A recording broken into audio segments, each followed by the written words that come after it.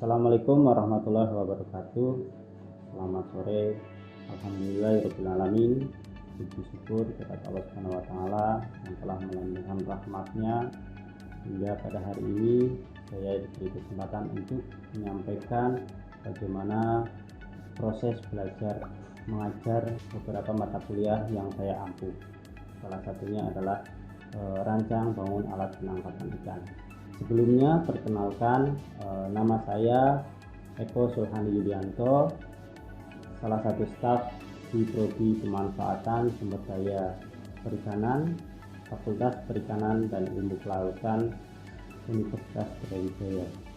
Di sini saya ingin menyampaikan bagaimana proses belajar mengajar rancang bangun alat penangkapan ikan. Dalam hal ini saya ingin menguraikan sedikit tentang rencana pembelajaran semester mata kuliah RBAP. Deskripsi dari mata kuliah RBAP sendiri adalah, jadi mata kuliah rancang bangun alat penangkapan ikan ini merupakan mata kuliah wajib mahasiswa Prodi Pemanfaatan Sumber Daya Perikanan FPIK UB. Merupakan mata kuliah lanjutan bagi mahasiswa semester 4 sampai 6. Mata kuliah ini memperkenalkan mahasiswa bagaimana prinsip menggambar secara teknis, kemudian kemampuan untuk mengaplikasikan dalam merancang alat tangkap baik yang tradisional, modern maupun memodifikasi alat penangkapan ikan yang konvensional. Diharapkan setelah mengikuti mata kuliah rancang bangun alat penangkapan ikan, mahasiswa akan mempunyai kemampuan penguasaan dalam merancang desain konstruksi baik manual maupun digital, dalam pembuatan model maupun dalam pembuatan alat tangkap yang sederhana. Kemudian mampu menguasai dan menerapkan ilmu dan teknologi rancang bangun alat penangkapan ikan. Rancang bangun alat penangkapan ikan sendiri mempunyai mandat dari program studi untuk mencapai capaian pembelajaran lulusan prodi yaitu CPL 6 dan CPL 7, di mana CPL 6 adalah mampu mengidentifikasi bahan, merancang, membuat alat tangkap serta alat bantu penangkapan ikan. Kemudian CPL 7 sendiri adalah mampu menerapkan teknologi penangkapan ikan yang ramah lingkungan. Ada beberapa materi yang akan dipelajari oleh mahasiswa dalam mengikuti mata kuliah rancang bangun alat penangkapan ikan ini. Di antaranya adalah terkait dengan penjelasan pengertian serta ruang lingkup rancang bangun alat penangkapan ikan, kemudian bagaimana mahasiswa belajar tentang dasar-dasar umum merancang alat penangkapan ikan. Mahasiswa belajar terkait dengan geometri jaring dan sifat gaya dari internal jaring. Kemudian mahasiswa belajar tentang teknik perancangan alat penangkapan, belajar tentang gaya statis dan gaya hidrodinamis pada alat tangkap. Dilanjutkan dengan merancang pada beberapa jenis alat tangkap, yaitu merancang gill net, merancang trammel net, merancang lift net, merancang pursein, merancang senet, merancang troll, dan merancang longline dan alat bantu penangkapan ikan lainnya. Untuk mencapai capaian pembelajaran dari mata kuliah rancang bangun alat penangkapan ini, ada beberapa bentuk metode pembelajaran yang digunakan. Di antaranya adalah pembelajaran contextual learning dan satu lagi adalah team based project. Contextual learning, jadi setiap minggunya mahasiswa akan diberi materi oleh tim dosen sebanyak 2 kali 50 menit. Kemudian mahasiswa punya kewajiban untuk praktikum 2 kali 60 menit dan belajar mandiri banyak 2 kali 60 menit. Selain itu, mahasiswa juga diberikan tugas yang nyata berbasis proyek yang dikaitkan dengan materi dari tatap muka minggu tersebut. Ada beberapa buku pegangan yang digunakan dalam mata kuliah rancang bangun alat tangkap ikan. Di antaranya adalah buku Calculation for Fishing Gear karangan dari Friedman tahun 86, kemudian buku Netting Material for Fishing Gear karangan Gerald Class 1982, kemudian buku Petunjuk Praktis bagi Nelayan edisi terjemahan BPPI Semarang karangan dari Prado 96, kemudian buku dari Bahan Alat Tangkap Dombes Tito dan Sadori, dan buku Teknik Merancang dan Menggambar Desain Alat Penangkapan Ikan karya dari Suharyadi 96. Bentuk asesmen penilaian terdiri dari penilaian setiap tatap muka, kemudian penilaian ujian tengah semester, penilaian praktikum, dan penilaian ujian akhir semester. Berikut adalah contoh teaching kelas dari mata kuliah rancang bangun alat tangkap ikan. Oke, kita mulai ya. Assalamualaikum warahmatullahi wabarakatuh. Selamat pagi semuanya. Sejahtera kita semua. Ini amanat dari mata kuliah rancang bangun alat penangkapan ikan. Capaian mata kuliahnya ada 3.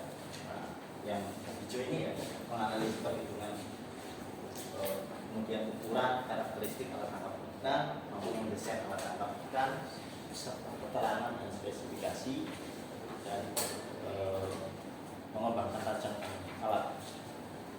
Terutama adalah yang ramah lingkungan guna mewujudkan perikanan yang berkelanjutan. Oke, sebelum ke sana, ada yang bisa atau masih ingat definisi dari gillnet? Saya coba. Ya. Baik, terima kasih Pak kesempatannya. Saya Abisina izin menjawab untuk gillnet. Abisina. Gillnet atau biasa kita kenal dengan jaring insang merupakan satu alat penangkap ikan yang ciri khasnya yakni memiliki mata jaring dengan ukuran atau size yang sama, dioperasikan dengan di beberapa letak perairan seperti di atas perairan, di kolam maupun di dasar atau batu gillnet. Kemudian cara tertangkapnya? Jadi ada 4 cara ikan masuk ke gillnet, terjerat di gillnet. Ada snaglet, ada wranglet, ada terpuntal, sama satunya lagi itu gillnet. Oke, semua setuju ya. Jadi jangan sampai lupa. Ini penting ya, ini penting ketika ada mau merancang sebuah alat tangkap gillnet, harus tahu dulu definisinya, secara konstruksinya dan cara operasi. Ya, bagaimana cara operasi, cara konstruksi? Ya. Konstruksinya seperti apa? Cara operasinya seperti apa? Itu untuk mengklasifikasikan alat tangkap. Kenapa ini penting? Karena kita itu multi etnis, multi budaya, multi semuanya. Ya, geografisnya banyak. Multi bahasa juga kan. Namanya aneh-aneh. Kalau kamu udah ke daerah, namanya aneh-aneh nanti. Kalau kamu tahu konstruksinya seperti apa, cara operasinya seperti apa, kamu akan tahu. Oh, ini masih dalam kategori alat tangkap makro misalnya, ini masih dalam kategori ikan bela, karena cara operasinya dan produksinya masuk dalam itu yang harus penting, yang ada itu ada yang disebut dengan jaring insang 1 lapis, jaring insang 2 lapis, kemudian thermonet yang saya kira juga ini hanya refresh, ingat semuanya. Konstruksi ini berdasarkan jumlah badan jaring yang dipakai. Kalau satu lapis ya satu lapis, dua lapis ya lapisan badannya dua, tiga lapis, berarti tiga lapis, ada yang inner net, outer net, outer net. Berdasarkan operasi itu ada istilahnya jaring tetap, kemudian gill net dan inside clip. Ada yang caranya dicangkarkan, ya kalau lokasinya itu pakai cangkar atau pakai berat ya. Kemudian ada yang caranya dilanjutkan, dia menggunakan pelampung tanda, pelampung bendera dilanjutkan harus. Terus bagaimana agar nggak hilang? Maksudnya dia menggunakan radio code. Kemudian kalau sudah layar ini tergantung dari targetnya mau dicapai lagi ikan universal atau ikan yang pertengahan. Gratis dari gratis pusat biasanya pertengahan yang nongol dan sebagainya. Untuk gill net ya, tadi di definisi juga sudah dijelaskan bahwa gill net secara umum bentuknya adalah 4 persegi panjang. Namanya 4 persegi panjang itu jumlah arah panjang secara horizontal itu lebih panjang dibandingkan vertikalnya ya. Sehingga jumlah mata ke samping juga lebih banyak dibandingkan mesdepnya, jumlah mata ke bawahnya. Kenapa penting dipelajari ya, kenapa diulang lagi ya, ini nanti ketika Anda mau merancang, misalnya merancang ulang berdasarkan data lapang gitu ya, misalnya lapang gitu ya, misalnya ke mana, Gresik, datang ke sana, lihat orang bongkar net, lihat semua tertangkapnya tipe semen 80% ada kombinasinya. Jadi kan Anda bisa merekomendasikan ini sebaiknya ukuran jaringnya diapakan? Kan sebenarnya ukuran mesesnya bisa dibesarkan, ya enggak? Kan semuanya dominasinya tangkapnya bagian mulutnya. Sebenarnya di lapang itu atau di wilayah Gresik itu ikan yang ditangkap sebenarnya jauh lebih besar, lebih besar dibandingkan mata jaring yang digunakan. Nah, sekarang masuk ke bagaimana kita mendesain sebuah net. Ini beberapa kunci dalam kita mendesain sebuah net. Ya. Yang pertama kita perhatikan adalah bahan jaringnya. Bahan jaringnya harus kita perhatikan ya, sama warnanya. Nah, kenapa ini penting? Ya, kenapa bahan jaring ini penting? Proses tertangkapnya tadi gimana? Terjerat ya, terjerat. Jadi nabrak, terjerat. Ya. Agar bisa nabrak dan terjerat gimana kira-kira? Dikasih apa? Biasa traktor. Terus lagi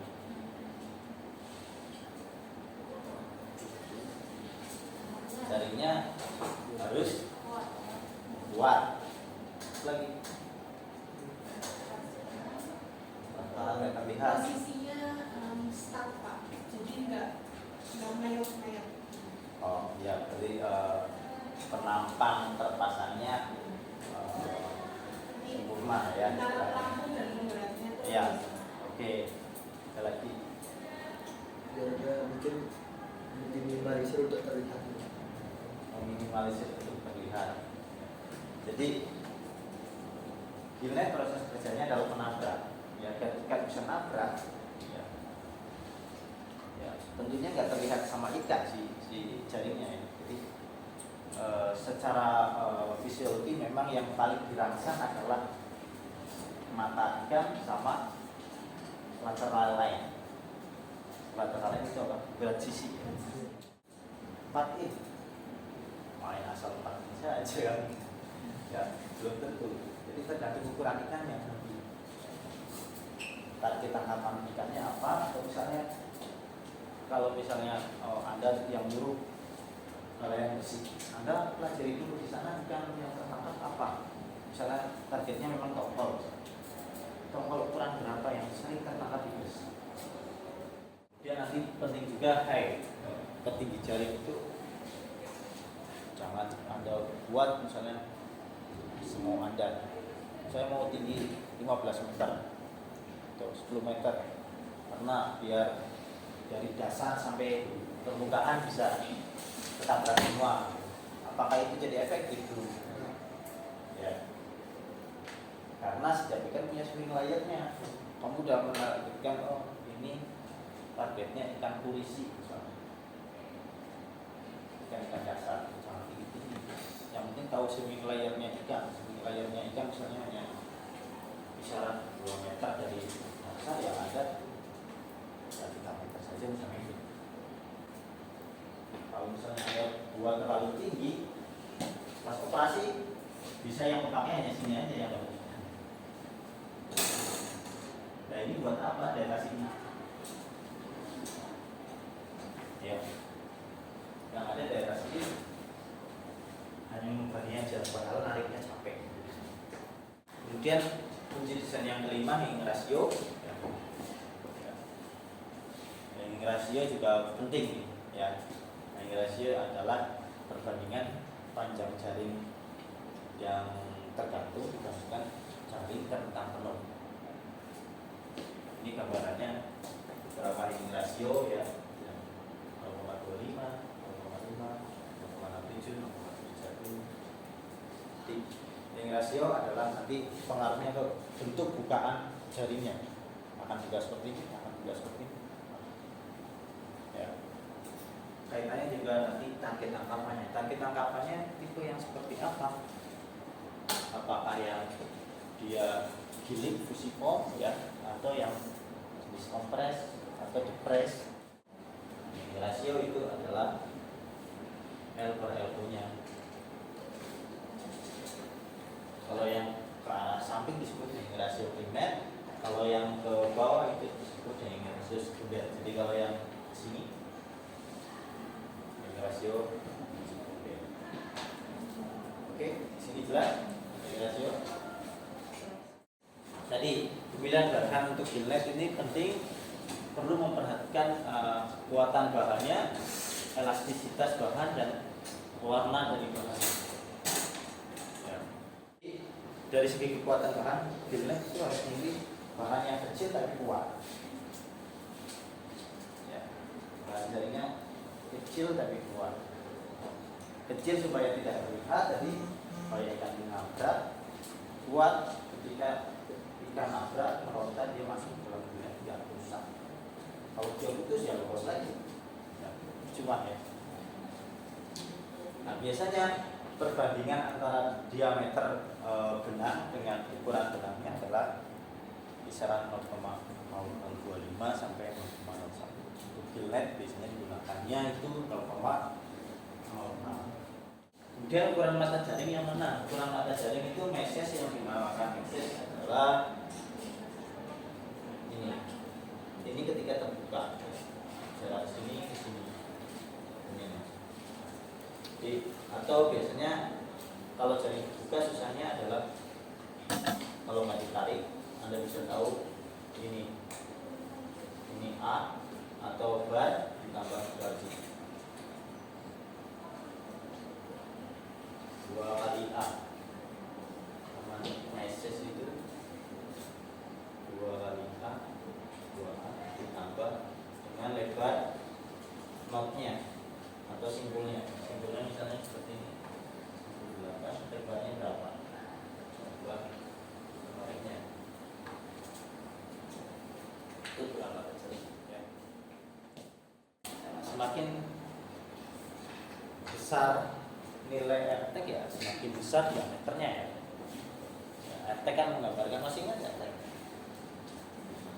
Apa mas? Kalau di dalam satu benang kan banyak pilihan ya, mungkin. Ya. Jadi Kan total kalau 100 kan berarti totalnya kan ya. ada 100. 100 itu 100 apa? Coba semua bawa HP. RT. Berat benang Pak. Ya.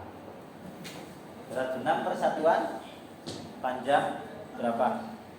Kalau 1000 meter bisa 1 gram. Nah, per 1000 meter. Ya, jadi kalau 1 tag itu 1 gram per 1000 meter. Kalau 100 tag berarti 100 gram per 1000 meter jaring. Nah, yang kedua adalah elastisitas. Nah, ini juga perlu diperhatikan. Kalau tadi saya sedikit jelaskan, kalau aku nggak terjerat tapi nabrak, fungsinya bukan lagi sebagai penjerat tapi sebagai pagar, gitu ya. Jaring yang kaku. Kalau untuk gillnet perlu nilai elastisitas yang lebih, kisaran 20-30%. Ini beberapa jenis serat dengan nilai elastisitasnya. Anda bisa baca di bukunya teman-teman ya, kalau ingin lengkapnya. Sana berapa nilai elastisitas masing-masing. Ini warna. Warna juga harus diperhatikan. Kalau bisa dibuat sama dengan warna perairan. Kemudian kita masuk ke bagaimana mengkonstruksi. Yang pertama tadi saya jelaskan bahwa yang pertama Anda harus menentukan ukuran mata jaring yang akan dibuat berapa. Pendekatannya bisa yang pertama pendekatan panjang, yang itu ukuran matanya, mata jaringnya itu adalah panjang, dan rata-rata yang akan ditangkap dibagi dengan nilai ikannya, koefisien ya. Untuk ikan yang pipi nilai koefisiennya 5, sedang 3,5, yang streamline atau fusiform tadi 2,5. Oh, ikan tongkol yang matang banget kurang 30 cm bisa. Jadi mata jaring yang dipakai berapa ya? 30 cm dibagi nilai ikannya. Ketemu berapa? 10 sekian ya, 10 cm, 10 cm kurang matanya. Atau yang lebih tepat ya ini ya, 75% dari body girth-nya, atau pendekatan lingkaran badan ikan dengan koefisien ya. Itu dikalikan, jadi lingkaran badan ikan dikalikan dengan koefisien kebutuhan serisnya. Kemudian yang kedua, mesh depth juga ditentukan. Jadi saya katakan jangan terlalu misalnya jangan terlalu tinggi dalam menentukan mesh depth-nya. Kemudian jaring operasikan melingkar itu nilai buoyancy, gaya buoyancy bagi sinking force-nya adalah 1,5 sampai 2. Kemudian gila dasar itu dibandingkan dari gila permukaan ya. Buoyancy sama sinking force-nya antara 0,2 sampai 0,5. Jadi sinking force-nya atau gaya tenggelamnya 2 kali lebih besar dibandingkan dengan sini. Nah, ini catatannya, ini penting nih juga. Jarak antar pelampung tidak boleh lebih dari 75% dari kedalaman atau jaring. Memberat pasang sejajar dengan pelampungnya. Dari mana menentukan kok 54 buah pelampungnya, kok 80 buah? Ya itu tadi, pakai yang pendekatan perbandingan buoyancy dengan sinking force-nya. Kan ketahuan berat masing-masingnya. Oke. Selanjutnya ada pertanyaan? Ya. Ketika posisi kita kan ada di lapang, ya. Terus kita ingin melakukan perhitungan jaring. Pada itu gimana caranya kita menghitung hanging ratio-nya jika keadaan jaring tersebut tidak ditetapkan atau mungkin tidak memungkinkan untuk ditetapkan. Oke. Yang bisa bantu jawab. Jadi kalau di lapang ya, atau misalnya ada di pelabuhan gitu ya, memang ini kalau permasalahan kita di pelabuhan gitu ya. Kalau terbatas seperti ini kan gampang hitungnya ya. Nah, misalnya di lapang kondisinya seperti ini, ya jaringnya ditata oleh nelayan. Bagaimana cara menghitung hanging ratio? Hanging ratio kan perbandingan panjang tergantung jaring tergantung dengan panjang jaring terentang penuh. Ada yang bisa bantu jawab atau memberikan simulasi hitung? Silakan. Ya. Menurut saya dengan ilmu perkiraan kan, kalau Ilmu perkiraan. nelayan itu kan juga kan masih tradisional ya. Jadi siapa tahu bisa saja pada saat kondisi yang tidak ditangkap bisa juga menggunakan diperumpamakan bisa pakai tangan atau pakai benda-benda yang dimana itu bisa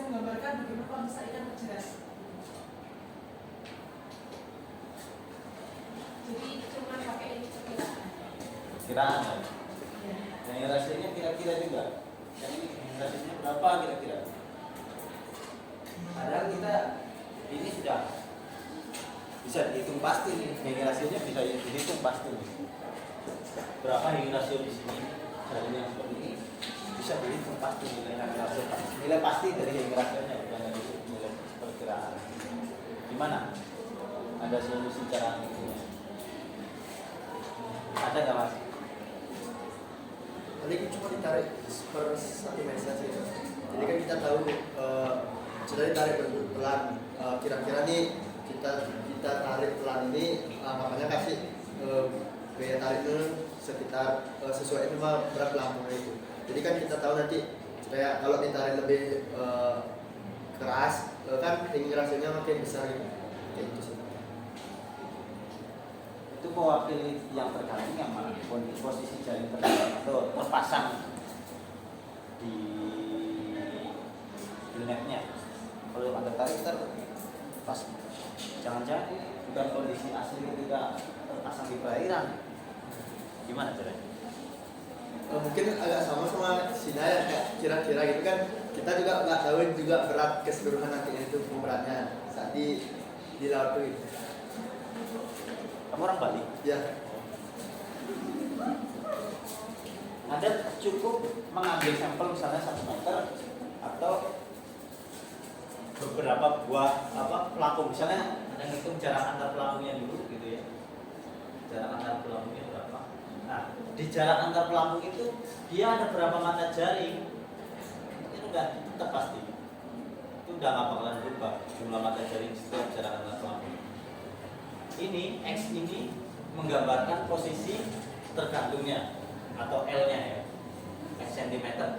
Itu menggambarkan nilai L-nya, posisi jaring tergantung. Jaring terentang penuh digambarkan dari apa? Jumlah mata jaringnya 1, 2, 3, 4, 5, 6, 7, 8, 9, 10 11 ini ya. Ini ditarik lebih panjang. Ini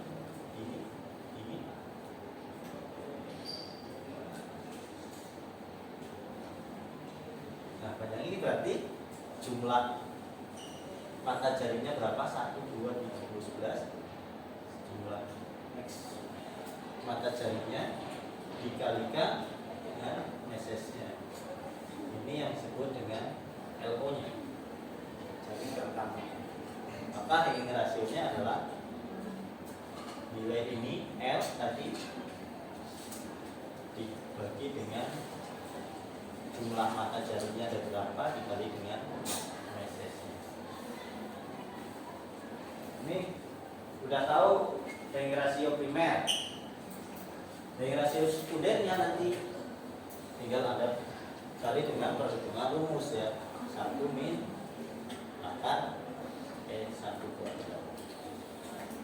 Ini Hagging rasio sekunder, ini Hagging rasio ya. Tugasnya ini coba anda analisis lagi apakah sudah sesuai. Misalnya jaring dasar perbandingan gaya apung dan gaya pemberatnya sudah sesuai apa belum, ukuran mata jaringnya OM nya sudah sesuai apa belum gitu ya, dengan referensi yang tadi kita pelajari. Ini kalau Anda ingin belajar lebih dalam terkait dengan bagaimana merancang sebuah alat tangkap. Ada lagi yang perlu ditanyakan atau kita diskusikan? Oke, kalau itu kita sudahi perkuliahan kali ini.